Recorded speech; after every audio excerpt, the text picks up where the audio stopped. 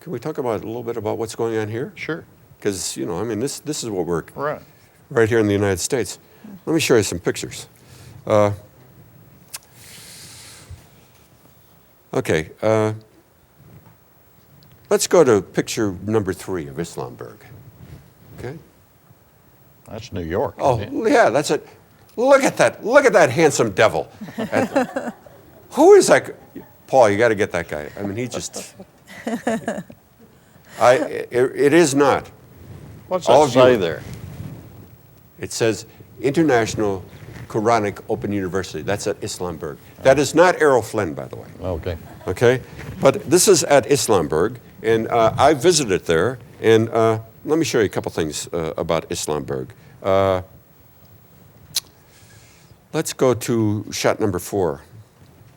See what we have there. Oh, this is, they say the Islamberg is a site of the International Open Quranic Center. Okay, this is what a joke this place is. That, you see that little, claptrap house?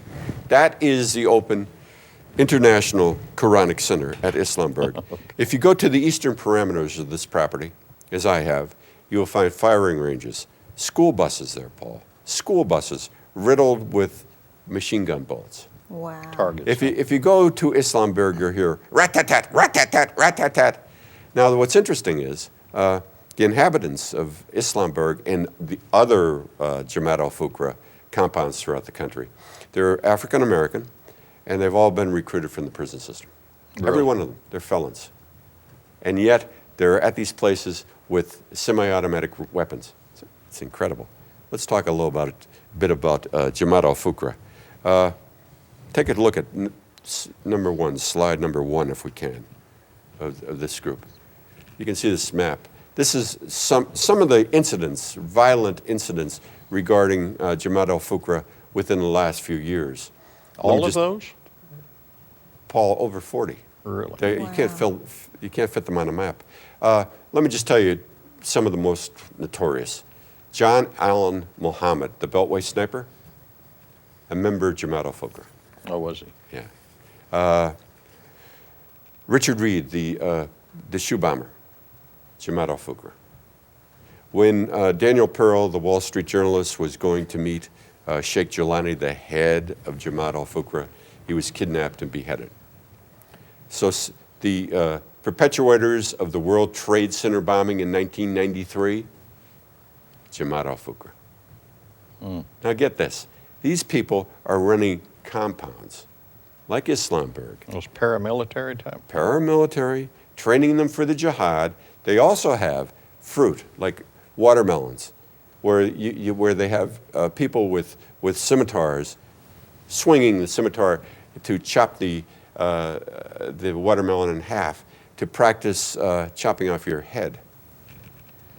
Now these places, like in the beginning I thought there were only 12 of them. Oh, let me show you another one. Oh, this is funny. Texas is very prominent there, isn't it? Yeah, well, let me show you another one. Slide number 2.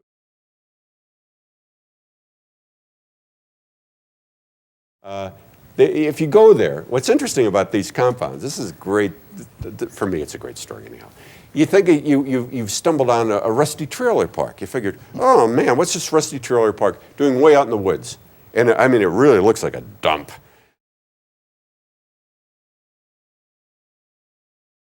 Wonderful guy. And he speaks fluent Arabic. But you know, he travels around with us and he's very useful. And this is, you see that old woman there? She said, oh, this place is deserted. Nobody's around here. This old woman in a burqa. Well,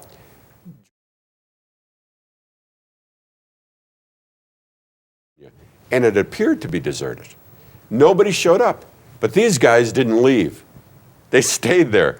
Well, Paul, as the hours went on, there's this little shed there, it looked like an outhouse.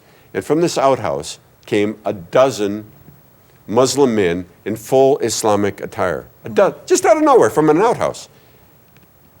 And they said, what are you guys doing here? In the blink of an eye, a dozen more appear.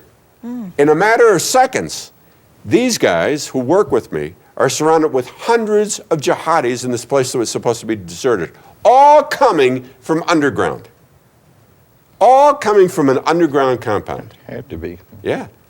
And in a matter of minutes, I mean, these guys, seriously, and all of us that travel in these places, we're lucky to get out alive. They got out alive because this guy speaks fluent Arabic, and the day before he visited a mosque in Falls Church, Virginia, with Patty May, and he had the Iman's card, and that card was a get out of there free pass. Otherwise, I think they'd still be, they'd be somewhere in that underground bunker.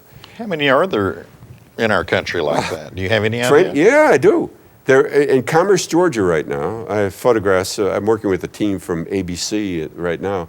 I told them about it, and they said, "Oh, this is crazy." I said, "Well, look it. Why don't you just go on a little flight, because you have a helicopter down there. Fly over this compound," and I gave them directions. And they called me back up. This is the ABC in Atlanta. And they said, "Paul," they said, "we can't believe it. These guys are building the biggest underground compound we've ever seen." They said it's several football fields long. And they have photographs of it, right? So I called up the leading Republican in charge of the Intelligence Committee at my friend's Patty's request, Hostra. And I informed him of what's going on at these different compounds throughout the country, that these guys are building underground bunkers, that they are felons, that they are practicing for the jihad. So I tell them everything about the bunkers. And you know what? This guy's the head of intelligence. This is the state we're in right now. He said to me, "Paul, they couldn't be building that bunker without a building permit." That's laughable. True. This is the truth. That's the state of our intelligence. But how many are in the country? In the beginning, I thought there were 12, Paul. And then I realized that there were at least 24. Now I realize there were at least 62. Really? That you know of? Yeah. They're all over the place. They're in very rural areas. And they operate under, they operate as always as non-profit Islamic groups. One group they operate under is the Muslims of the Americas. If you see that sign, I think I have a copy of it. Yeah, take a look at number 7 of Islamberg, slide 7. You see that sign?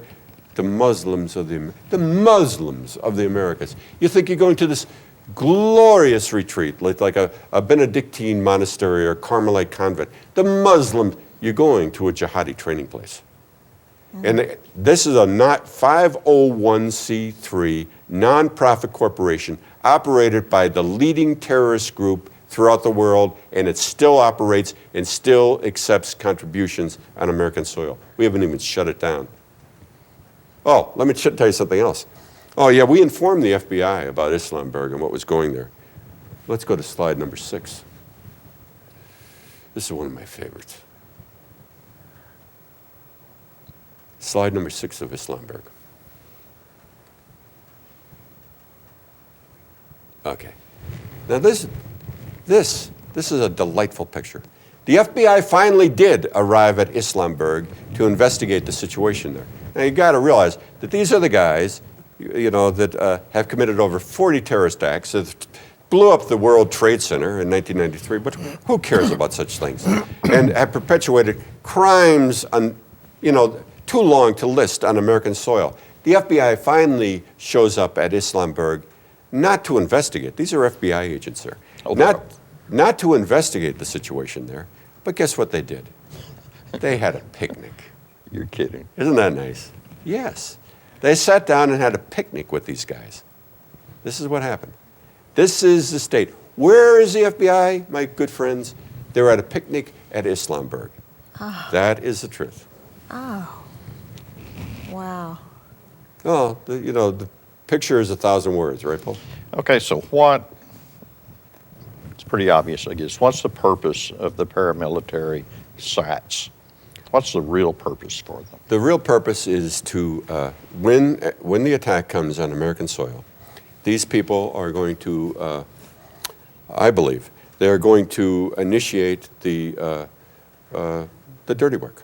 Okay. They're going to do the cleanup. They're going to come into your house.